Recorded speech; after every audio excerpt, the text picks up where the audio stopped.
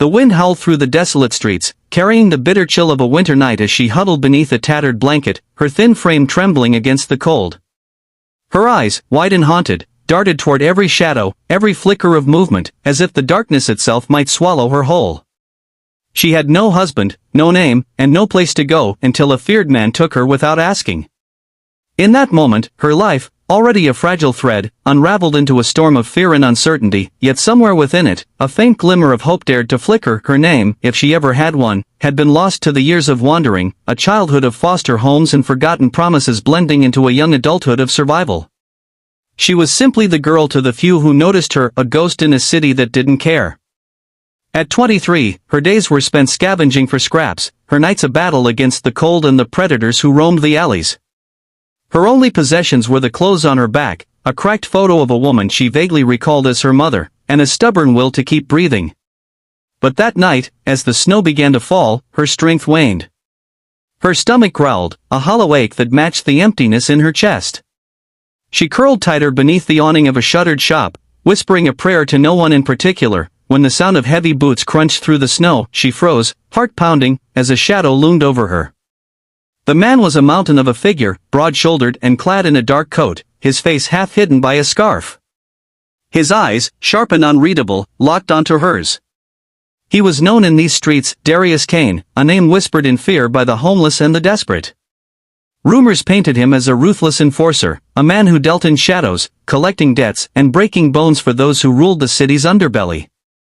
She'd heard the stories, men who crossed him vanished, women who defied him regretted it. And now, he stood before her, his gaze cutting through the storm like a blade. "You're coming with me," he said, his voice low and gruff, leaving no room for argument.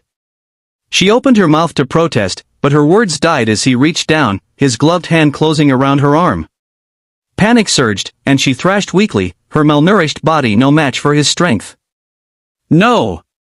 Let me go," she cried, her voice cracking, but he didn't flinch. He pulled her to her feet, dragging her through the snow toward a black truck idling at the curb. Her mind raced, stories of trafficking, of women disappearing into the night, flashed like warning signs. She clawed at his grip, but he held firm, shoving her into the passenger seat and slamming the door. The engine roared to life, and the city blurred past as her fate hurtled into the unknown. The drive was silent, her sobs the only sound as she pressed herself against the door, eyes darting for an escape that didn't exist. Darius didn't look at her, his hands steady on the wheel, his expression carved from stone. They stopped at a warehouse on the edge of town, a hulking structure of rusted metal and broken windows. Inside, the air was warmer but heavy with the scent of oil and dust. He led her to a small room, bare except for a cot, a table, and a single bulb swinging overhead. "Stay here," he ordered, locking the door behind him. She sank to the floor, tears streaming down her face, her mind a whirlwind of terror. Why her? What did he want? The questions gnawed at her, but exhaustion won, and she drifted into a fitful sleep, haunted by nightmares of chains and shadows. Morning brought no answers, only a tray of food slid through a slot in the door, bread, cheese, and a cup of water. She stared at it, suspicious, but hunger overruled fear, and she ate ravenously. Hours passed, the silence broken only by the distant clank of metal and muffled voices. When Darius returned, she scrambled to her feet, fists clenched. "Why am I here? What do you want from me?" she demanded, her voice trembling but defiant. He studied her, his dark eyes unreadable, then tossed a bundle of clothes onto the cot, jeans, a sweater, a coat, all clean and warm. "You're not on the streets anymore," he said simply. "Clean up. There's a shower down the hall. Then we talk." Confusion warred with fear as she followed his orders, a hot water a luxury she hadn't known in years. Dressed in the new clothes, she felt a flicker of dignity, but the weight of uncertainty pressed down hard. When she returned, Darius sat at the table, a map and a stack of papers before him. "I'm not a good man," he began, his voice steady but heavy. "I've done things, bad things, to survive in this world. But I don't hurt people like you. Not unless they give me a reason." She frowned, heart racing. "Then why take me? I'm nothing to you." He leaned forward, his gaze intense. "You're not nothing. I saw you out there, freezing, starving. I've been watching you for weeks, how you fight to live, how you don't give up. I need someone like that." Her breath caught as he explained. Darius ran a network, not just of enforcers, but of people working to undermine the city's corrupt elite, those who profited off the suffering of the poor, the homeless, the forgotten.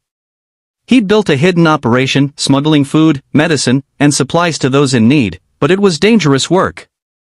He needed someone small, quick, and invisible to slip through the cracks, to deliver packages and gather information. "You've got no ties, no record," he said. "You're a ghost. That makes you perfect." She stared, stunned. "And if I say no?" His jaw tightened. "You won't. The streets will kill you. I'm offering you a chance, food, shelter, purpose. But it's not easy. It's risky. You could die." The choice wasn't a choice at all. Death on the streets or a gamble on Darius, a man feared by all, yet offering her a lifeline. She nodded, her throat tight. "Okay. I'm in." The days that followed were a blur of challenges. Darius trained her relentlessly, how to move silently, how to spot a tail, how to hide a package of medicine in a coat lining. The first challenge came quickly, delivering food to a family hiding in a condemned building. Her heart pounded as she crept through alleys, dodging police patrols and gang lookouts.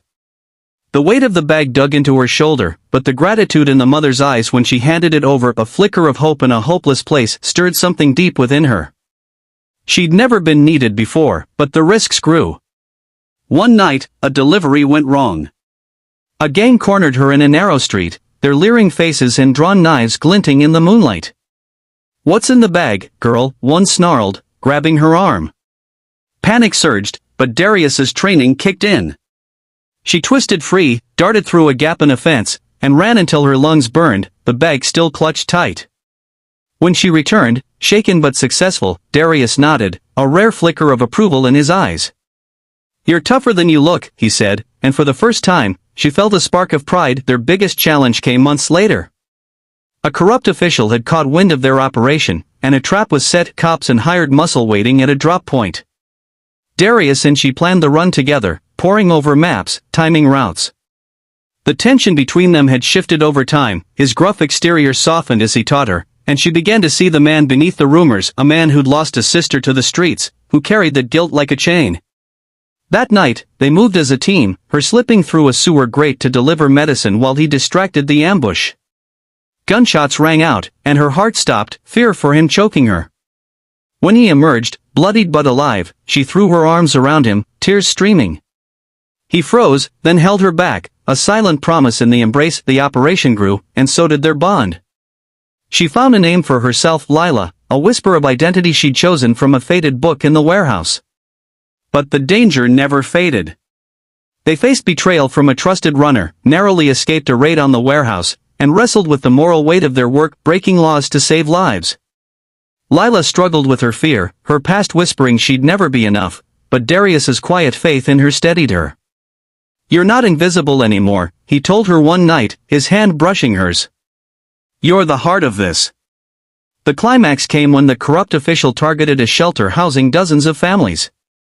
Darius and Lila planned a desperate rescue, moving them under cover of night.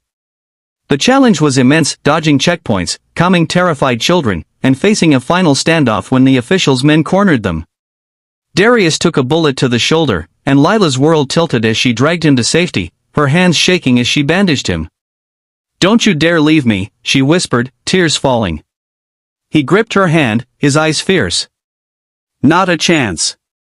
Together, they got the families out, the shelter's residents scattered to safe houses, their operation a silent victory against the city's cruelty. In the quiet aftermath, they sat in the warehouse, the weight of their journey settling around them. Lila looked at Darius, his face lined with exhaustion but softened by something new, hope. She'd come from nothing, no husband, no name, no place to go, and found a purpose, a family in this broken man and the people they saved. "You gave me a life," she said, her voice thick with emotion. He shook his head. "You gave me a reason to fight for something better." As the sun rose, casting light through the cracked windows, Lila knew the road ahead was still hard.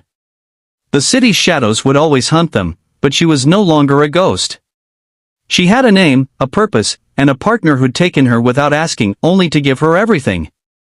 For anyone watching, the message was clear: no matter how lost you are, how invisible you feel, one act of courage, one connection, can light the way. You are enough, and in the fight for others, you find yourself.